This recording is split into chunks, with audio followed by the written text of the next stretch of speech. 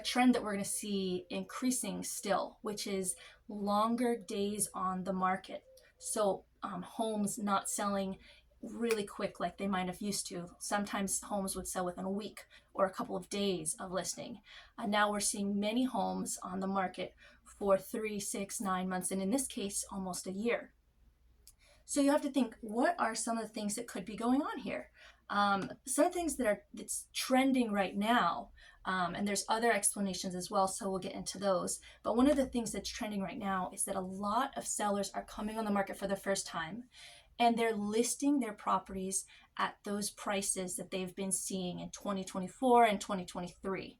Well, the interest rates have been staying really high, and now there's more and more and more sellers, and the number of buyers hasn't started to come up yet because prices haven't come down. So this is the law of supply and demand, and what I think we're seeing right now are disillusioned sellers who want those higher prices of a couple of months ago, and they're unable to sell. So the days on the market, even from last month to this month, have gone up 10 days. So from an average of 80 to an average of 91 days on the market. 91 days on the market, that's getting up there. So one of the biggest things that we could be seeing right now is overpricing. But besides that, there's some more general things that could always be happening no matter what the market is, whether it's a buyer's or a seller's market, when you see a property on the market longer. So I want to go over what some of those things might be so you can kind of check those out when you're analyzing this property as well. It might give you a few ideas of questions you can ask the seller's agent as well. So you might consider, where is the location of this property? Is the property right next to a highway, maybe a trash dump, anything that is not so desirable? Maybe it's a bad neighborhood or a bad school district. So it could be things like this on a floodplain. And so you want to check out the location and see if there's anything very specific there. There might be something wrong with the condition that you might not be able to see right away. So this could be shown up in the inspection. So a lot of times it can seem as a big expense, but if you get friendly with a contractor, you can maybe pay them a certain amount to come out to properties that you're very, very interested in, and to get them to look for things that you or your realtor might not be able to see.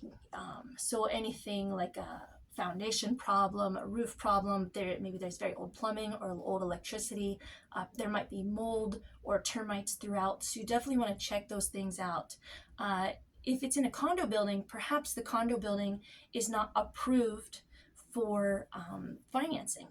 So condo buildings need to have safe and steady financials, and they need to have a high participation of condo fees being paid by their owners, basically in order for them to be approved to get government-backed loans. So these might not be happening in a condo building. So always check what the condo repayment is, ratio is, how many people are paying their condo fees. You can check that with the buyer's agent.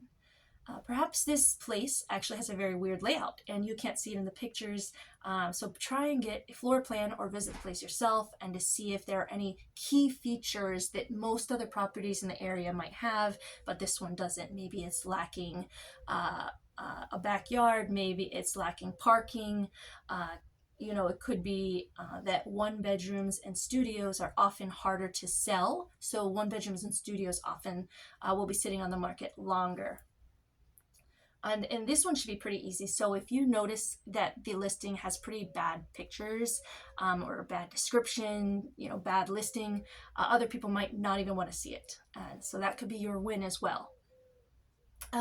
You can also check out to see what the history is on Redfin. It usually shows you the history. So a lot of times you can see if a property has been under contract and it fell through, then that's something that you can look into.